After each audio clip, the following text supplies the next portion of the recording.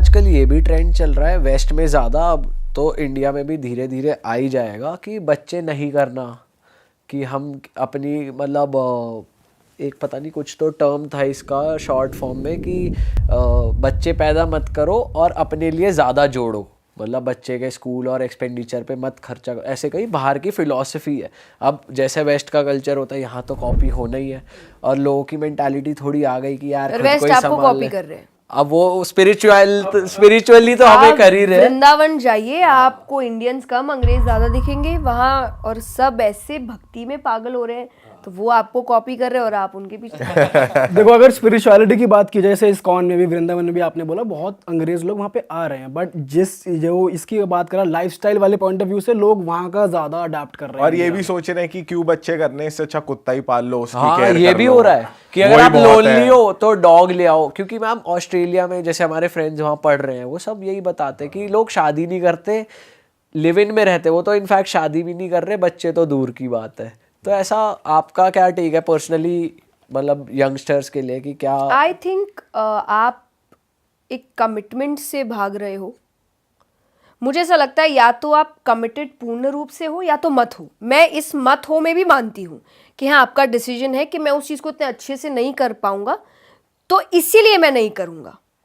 आप डिफेंड मत करो फालतू के रीजंस देकर कि ये ऐसा है ये वैसा इसीलिए मैं नहीं करा। नहीं, बोलो मैं कमिटमेंट नहीं दे सकता, मुझे नहीं लगता कि मैं एक बच्चे को इतनी अच्छी परवरिश दे पाऊँ, मैं इतने अच्छे से उसको पाल सकूँ, मैं इसीलिए नहीं पाल रहा। मुझे ये चलेगा कि आप स्ट्रेट फॉरवर्ड होकर सच बताओ कि हाँ, कई लोग जो कहते हैं हम नहीं शादी हम नहीं कर सकते कि हमको नहीं लगता हम उसको इतने अच्छे से निभा पाएंगे, यू आर बीइंग ऑनेस्ट। पर आप ये बोलो ये ऐसा है वो ऐसा है, शादी में ये होता है, बहाने मत दीजिए। जो कर रहे हैं बहुत अच्छे से कर रहे हैं, वही वाली बात है, करने वाला हर परिस्थिति में करके निकल जाता है, नहीं करने वालों के पास लाख बहाने हैं कि ये है, तो वो मुझे नहीं अच्छा लगता।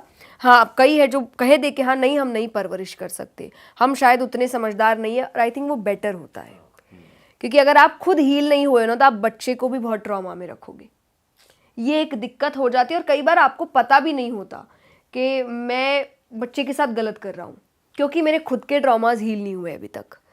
तो इट्स बेटर। और हम ये रिलेशनशिप में भी कहते हैं कि मुझे ये फिलॉसफी नहीं समझ में आती मैं आधा वो आधा हम पूरे, नहीं भाई पूरे पूरे बन के आओ, है ना। हम यहाँ सुधारने नहीं आए, क्योंकि ऑलरेडी बहुत प्रॉब्लम्स है लाइफ में, सब अपनी जिंदगियों में लड़ रहे हैं, घर आके किसी को लड़ना नहीं पसंद।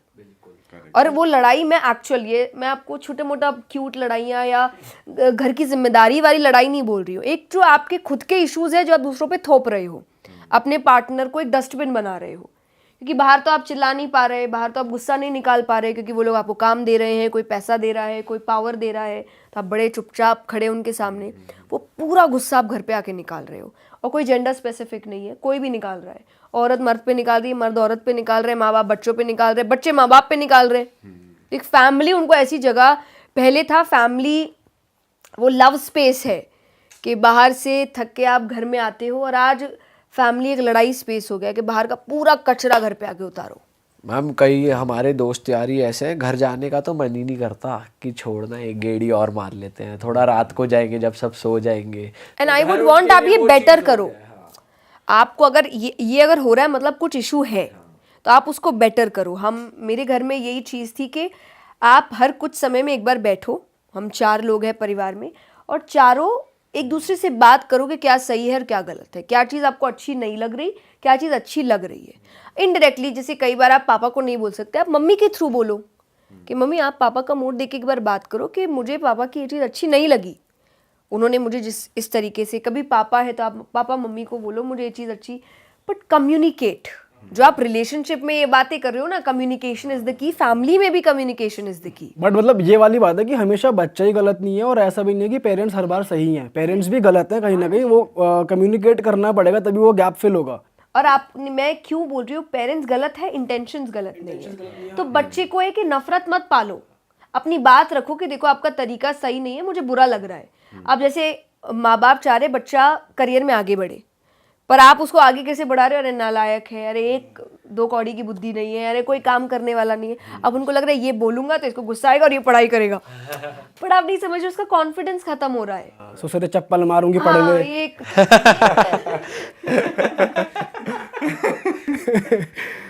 तो ये बहुत बुरी चीज हो जाती मतलब है। ये थोड़ा सा ये कह सकते हैं कि जनरेशनल गैप है, जो पेरेंट्स नहीं समझ पाते उनको आज की भाषा में समझाओ तो शायद समझेंगे। हाँ, और प्यार से समझाओ, हाँ। क्योंकि आपका जनरेशन अलग है, उनका जनरेशन अलग है। इट्स ऑल अबाउट आप किसी को एक गिलास गर्म पानी दे रहे हो और आप बोल रहे हो एक घूंट में पियो, दैट्स नॉट पॉसिबल। और आप वो पेरेंट्स के साथ कर रहे हो।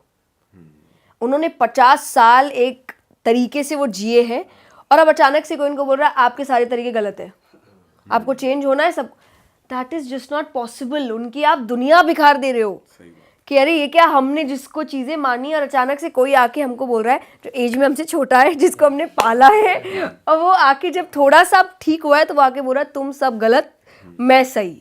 ऐसे नहीं होता।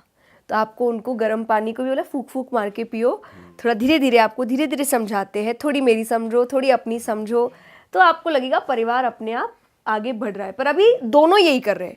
तो पेरेंट्स बच्चों की हर चीज़ को गलत, एकदम सब गलत ठहरा दे रहे हैं, और बच्चे माँ बाप की हर चीज़ को गलत ठहरा दे रहे हैं। तो इसलिए वो जो गैप है वो फिल हो ही नहीं रहा। हाँ मैम, हम बातों को तो आगे बढ़ाएंगे, लेकिन मुझे ऐसा एक भजन की कमी फील हो रही है। और मैं ना सच बताऊँ, हम लोग ना बहुत इम्प्रेस होते हैं, बहुत यंगस्टर्स बहुत वीडियो शेयर करते हैं कि फॉरेन में ना म्यूज़िक फेस्टिवल्स होते हैं, जैसे टुमारोलैंड हो गया, जब बहुत भीड़ है और वो ऐसे उछल रहे हैं एक गाने पे और ऐसे। पर आपके जो कथाएं होती है वो मतलब इंडिया का स्पिरिचुअल कॉन्सर्ट में कह सकता हूँ उसे, वो इतना मज़ा आता है देख के, और कई बार ऐसे गूज़बम्स आ जाते हैं क्योंकि एक साथ लोग, इतने सारे लोग एक भजन चैंट कर रहे हैं, वो क्या एनर्जी होती होगी वो तो रियल में ही वहाँ पर होकर पता चलेगा।